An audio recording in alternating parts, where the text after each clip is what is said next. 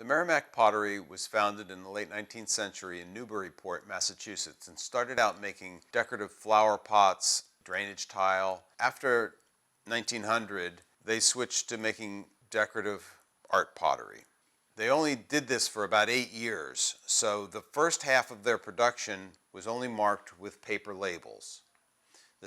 After that, they started using the sturgeon mark with the word Merrimac over it, like this. Merrimac has become kind of a catch-all for a lot of unknown pottery, but there are some distinctive things about it that help you identify it. Number one is the glaze.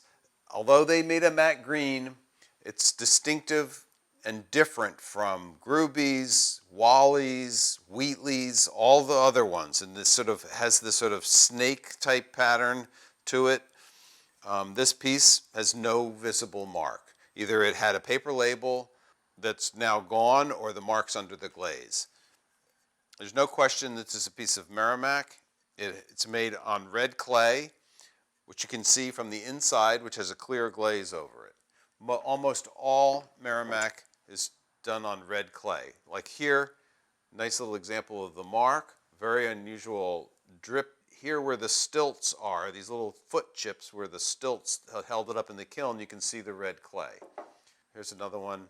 Clearly, you can see the red clay and the Merrimac mark. This piece, an unusual drip glaze. The bottom is flat. Rarely do you get a foot ring. Most of the time, the bottom is flat.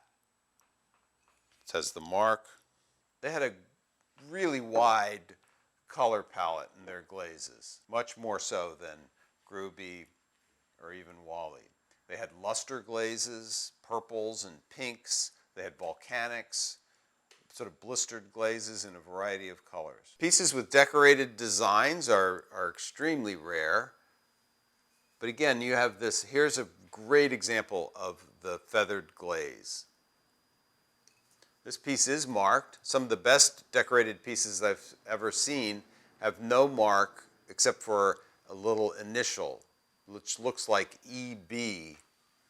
This is one of the best pieces of decorated Merrimac. Again, no Merrimac mark, just a decorator initial. Here's an exceptional little example with tooled fern-type leaves on it, and as with the best of the decorated examples, it's only marked with initials, and this one also has a date, 1903. In 1908, the pottery was sold, and a year later, the fire destroyed the pottery. The remnants of the inventory were sold off.